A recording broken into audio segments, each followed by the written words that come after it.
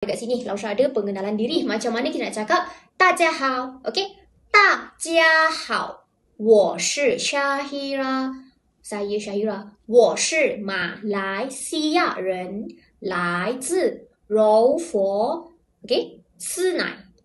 今年我20岁，我是一名学生，我的梦想是当老师。我的爱好我的爱好hobi saya 是骑自行车高兴 to happy to know you all gembira berkenalan dengan korang jadi我最喜欢 saya paling suka ni lebih kepada ayat ni favorite food lah, makanan yang paling suka, makanan kegemaran you yang paling gemar apa dia. Tapi kat sini kita ada spesifik lah, be specific. Kat sini kita ada 食物 makanan 是 pizza. 柔佛 tu apa? 来自柔佛. Saya berasal daripada Senai Johor. Yang ini 来自 berasal dari Senai Johor, berasal dari 来自